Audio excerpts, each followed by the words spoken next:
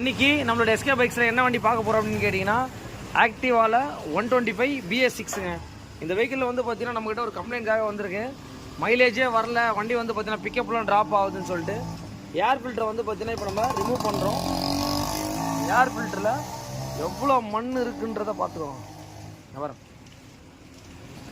இதெல்லாம் எடுத்து வந்து பார்த்தீங்கன்னா ஒரு வீடியோ கட்டலாம் போடுது. இங்கே வரும் ப்ராப்பராக மெயின்டெனன்ஸ் பண்ணல அப்படின்னா வெஹிக்கிளில் வந்து பார்த்திங்கன்னா இந்த சிலிண்டர் கிட்டலாம் வந்து ஸ்கோரிங் மார்க் ஆகிடும். உங்களுக்கு எவ்வளோ இருக்குதுன்றதை பார்த்துக்கோங்க. இந்த மாதிரிலாம் இருக்கவே கூடாது. ஏன்னா வந்து பார்த்திங்கன்னா கிளியரான ஒரு ஏர் தான் வந்து பார்த்திங்கன்னா வெஹிக்கிளுக்கு வந்து இன்ஜின் உள்ளே போகணும். ஆனால் இந்த மாதிரி இருந்ததுன்னா என்ன ஆகும் உங்களுக்கு? வரும்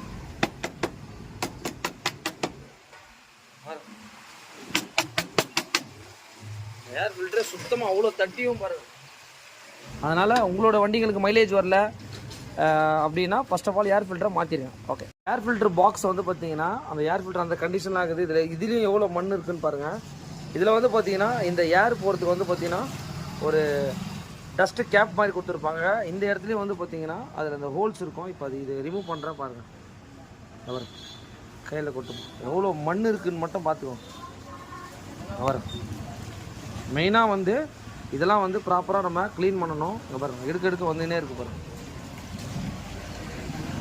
இதில் வந்து ஒரு ஹோல் மாதிரி இருக்கும் உங்களுக்கு. இந்த வரும் அந்த ஹோல் தெரியும்னு நினைக்கிறீங்க பாருங்கள். கேப் தெரியுதுங்களா? இப்போ வந்து பார்த்தீங்கன்னா அந்த டஸ்ட்டை வந்து இப்போ எடுக்கிறவங்க பாருங்கள். BS6ல் இங்கே பாருங்கள், அது இங்கே பாருங்கள் தெரியுதுங்களா? மண்ணெல்லாம் இவ்வளோ டஸ்ட்டு இருந்ததுன்னா என்ன ஆகும் உங்களுக்கு? இல்லை தெரியும். இவ்வளோ பெரிய ஸ்க்ரூ ட்ரைவர் போகிற அளவுக்கு கேப் கொடுத்துருப்பாங்க ஏர் ஹோஸு. அதனால் இதெல்லாம் மேஜரான ஒரு இஷ்யூ. இதெல்லாம் பாருங்கள்.